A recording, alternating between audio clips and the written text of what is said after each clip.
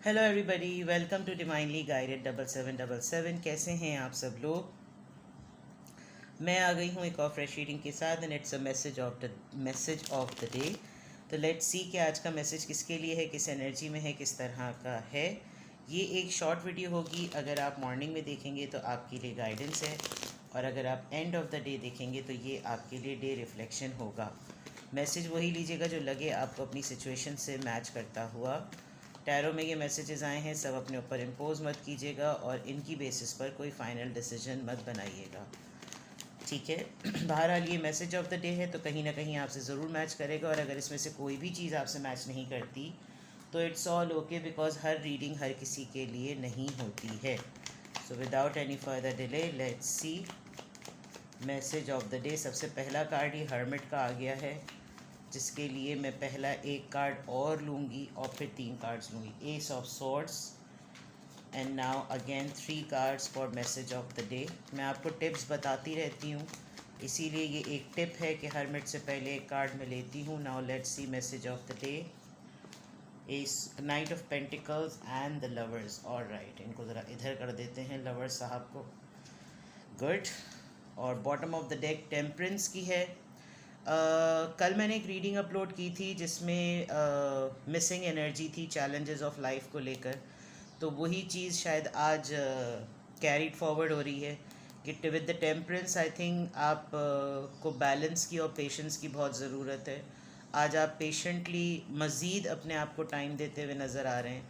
आपको कोई चीज़ जो है वो रियलाइज़ ज़रूर हो रही है, और उस वो रियलाइजेशन फेज़ आपको थोड़ा सा तंग भी कर रहा है, लेकिन इसकी वजह से जितना भी आप लोड ले रहे हैं वो पूरा आपकी हेल्थ पे इफ़ेक्ट हो रहा है। तो इट्स बेटर कि ओवरऑल एनर्जी में अगर आपके लिए आप मिस कर रहे हैं अपने सोल मार्क पार्टनर को, वो पर्सन सिर्फ और सिर्फ अपनी ज़िद दिखा रहा है। ये पर्सन आपसे लॉन्ग डिस्टेंस पर है और आपने इस पर्सन को बहुत गिविंग एनर्जी में रखा है, और हमेशा आपने ही इसको ऑफ़र की है। इस पर्सन ने आपको लकीली बहुत यूज़ किया, अपना लकी चार्म के तौर पे बहुत यूज़ किया, एंड दिस पर्सन बिलीव्स कि आप इसका लकी चार्म है। इसकी लक को चेंज करने में आपने बड़ा रोल प्ले किया है। Then with the ace of wand it's very clear कि आप ब्रांड न्यू बिगनिंग रही थी, अच्छा प्रपोजल रहा था, अच्छे ऑफ़र रही थी, लेकिन एक हल्की सी ऑफ़र के बाद you kept on giving and giving and giving. ये पर्सन आपसे दूर चला गया है, लॉन्ग डिस्टेंस पर है और बहुत ज़्यादा ईगो में है, जिसकी वजह से ये आपको अभी तक आपके ऊपर वो एनर्जी जो है वो आज भी आपकी कैरी फॉरवर्ड हो रही है। तो आज भी आप जो हैं वो थोड़ा सा अपने आप को टाइम दें, और कि पानी बहुत ज़्यादा पिएं। वाटर इज़ हियर, पानी बहुत ज़्यादा पिएं, और कोशिश करें कि अगर बहुत ज़्यादा नमनेस फील हो रही है पाँव में, तो आप नीम गर्म पानी में, जो कि गर्मी तो बहुत है लेकिन फिर भी ये आपको एक थेरेपी का वर्क करेगा। आपकी पूरी बॉडी जो है वो हील्ड फील करेगी। तो it's better that you should आप पानी एक टब भरें, उसमें हल्का सा नमक डालें और पानी पैर डाल कर ना उसमें बैठ जाएं। एक तो ये चीज़ है। दूसरा ये कि जितना भी आपने पेशेंटली अब तक वेट किया है, इसको जल्दबाजी में नहीं रखें। ये मत सोचें कि आपको रिवॉर्ड नहीं मिल रहा, आप ये मत सोचें कि आपको अवार्ड नहीं मिल रहा, आपकी एफ़र्ट को कोई रिकग्नाइज़ नहीं कर रहा। बज़ दफ़ा लोगों में ना हौसला नहीं होता है एडमिट करने का कि किसी ने उनके लिए कितना कुछ किया है। वो मान ही नहीं पा रहे होते, क्योंकि आपने भी तो कर कर के हद कर दी। तो इस वजह से इस चीज़ को जो है वो आज आप टेम्परेंस में सजिटेरियस बहुत स्ट्रॉन्ग है, और आप हो सकता है आपको थोड़ा सा ये फ़ील हो यार कि सबने जो है वो अपनी ज़िंदगी में हर तरह के मज़े कर लिए, मैं जो हूँ वो नहीं कर सका। सब अपनी तरीके से ज़िंदगी को अपने हिसाब से एंजॉय करना चाह रहे हैं, मैं नहीं कर पा रहा। तो इस तरह की चीज़ें कुछ आपको महसूस होंगी, ये आपकी ओवरऑल एनर्जी है। Now coming back to here, सबसे पहले मैं आपका क्वेश्चन पढ़ लूँ। हर्मिट कार्ड जब भी आ जाता है तो उससे पहले जो चीज़ आती है वो क्वेश्चन होता है, और उसके बाद जो चीज़ आती है वो उसका आंसर होता है। तो यहाँ पर जो हर्मिट कार्ड आया, आपकी रीडिंग स्टार्ट ही हर्मिट से हुई है, तो दैट मीन्स कि ये जो रियलाइजेशन फ़ेज़ है वो यहाँ पर पुख्ता हो रहा है। प्रॉब्लम वही है कि आप बहुत वाइज हो चुके हैं, आप बहुत इंटेलिजेंट हैं। आज आपको कोई ऐसी चीज़ पता चलेगी जो कि आपकी नॉलेज में इजाफा करेगी। आपको एक एडवांसमेंट ऑफ विजडम जिसे कहना चाहिए वो होगा फील, और आपको लगेगा कि ये तो एक स्टेप अहेड है नॉलेज में मेरी। एक ऐसा लाइफ का एक्सपीरियंस जो कि आप कल तक जिसको रिग्रेट में ले रहे थे, आज आप उसको अवार्ड मिलेंगे। कल तक आप जिसको रिसेंटमेंट में ले रहे थे, आज आप उसको रिकग्निशन मिलेंगे। पछतावे का, बुराई का आपने जिस चीज़ को अपनी ज़िंदगी में नहीं पाया, जो ऑफ़र आपको ज़िंदगी में नहीं मिली, लेकिन आपने उसके लिए कोई कड़ा फैसला लिया था, आज आपके ऊपर वो रिवील होगा कि यार ये मैंने उस वक्त सोचा था कि मुझे इस ऑफ़र की बहुत ज़रूरत है, मुझे इस इंसान की बहुत ज़रूरत है, मुझे इस साथ की बहुत ज़रूरत है, लेकिन मुझे ये चीज़ नहीं मिली। और आज आप इस बात को अच्छी तरीके से समझ पाएंगे कि जो ऊपर वाला प्लान करता है वो सबसे बेस्ट करता है। जो चीज़ मुझे जिस वक्त की डिज़ायर की फॉर्म में नहीं मिली, जिसके लिए मैंने अपनी ज़िंदगी का फ़ैसला किया था, वो मुझे नहीं मिली, तो क्यों नहीं मिली। और ये डेफिनेटली आपके मोहब्बत के कॉन्टेक्स्ट में आ रही है, ये आपके प्रपोज़ल के कॉन्टेक्स्ट में आ रही है। आज आपको अपने रिलेशनशिप को लेकर, अपने पार्टनर को लेकर एक बहुत बड़ी, जिसे कहना चाहिए ना, सिग्निफिकेंट बात पता चलेगी। आपके पर्सन जो हैं वो जो जिसके साथ भी आप डील कर रहे हैं, जो भी आपका पार्टनर है, जिसके साथ भी आपकी हैंडलिंग और डीलिंग होती है, आपको इसकी तरफ से ये किस तरह की इंटेंशन रखता है, इसकी क्या फीलिंग्स हैं, ये क्या प्लान कर रहा है, ये तमाम चीज़ें आपको इस ऑफ़र, इस प्रपोज़ल के थ्रू जो है वो आज बहुत बड़ी रिवेलेशन होगी। बिकॉज हर्मिट मोड में हैं आप, और आप जो अब तक जो कुछ एज्यूम कर रहे थे, वो एजम्पशन जो है वो आपको लगेगी कि अच्छा ओके फाइनल तो ये चीज़ है। विद द एस ऑफ यानी कि with the ace of swords आपको ये क्लियरली पता चलेगा कि असल हकीकत तो ये वो फ़ैसला है जो कि मैंने किया।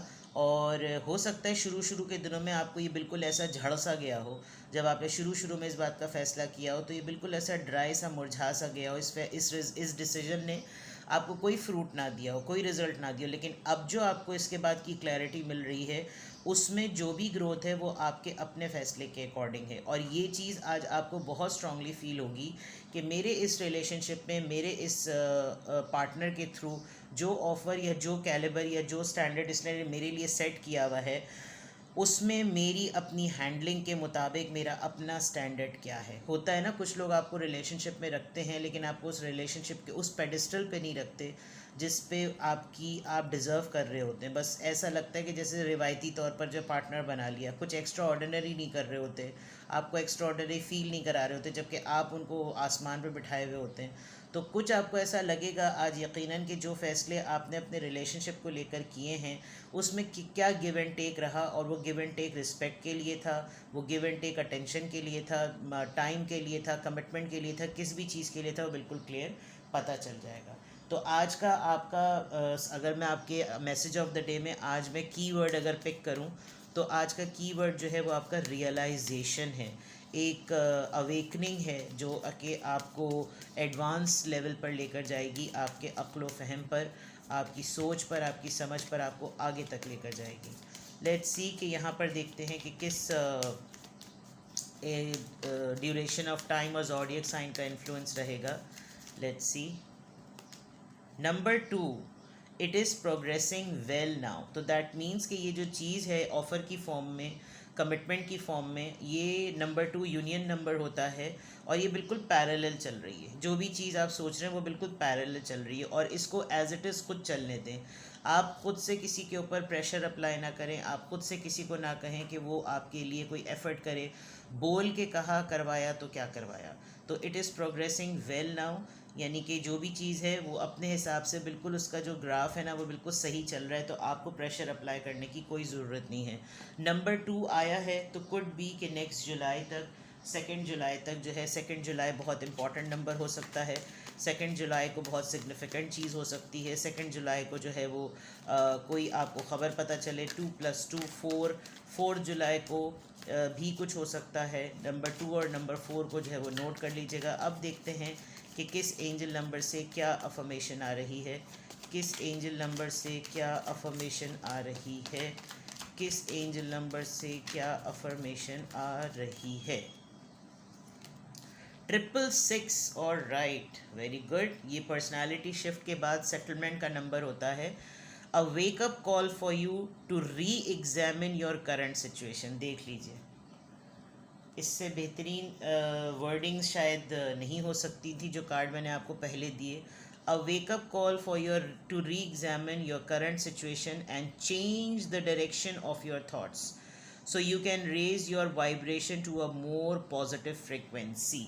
देखिए, कभी भी अपने डिसीजन पर पछताएं मत। आपने अपनी ज़िंदगी में जो भी फ़ैसला उस इंस्टिंक्ट और उस मोमेंट के हिसाब से लिया ना, वो बिल्कुल ठीक ही लिया होगा, बिकॉज बाज़ दफ़ा फ़ैसले सिर्फ ऐसे ही इंसान आँख बंद के नहीं करता। बाज़ दफ़ा फ़ैसले इंसान एक सिचुएशन को टाइम देने के बाद गाइडेड वे में भी करता है। तो आपके लिए अब एक वेकअप कॉल है, ताकि आप अपने आप को री एग्ज़ामिन कर सकें कि आपकी इस वक्त की जो सिचुएशन है वो कैसी है, and then you must change the direction. Personality shift की मैंने बात की थी, और पर्सनैलिटी ट्रांजिशन की बात की थी। नंबर 5 के बाद नंबर 6 का जो नंबर होता है वो उस शिफ्ट के बाद सेटल होने का नंबर होता है।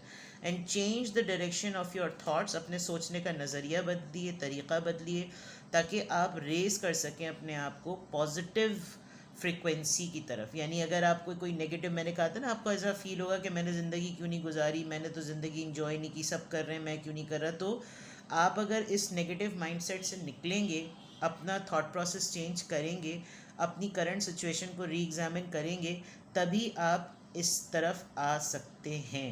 और वो चीज़ें जो दुनिया करके अपने आप को रिलैक्स कर रही है, आप क्यों नहीं कर सकते? आप इस तरफ भी ज़रूर सोचें।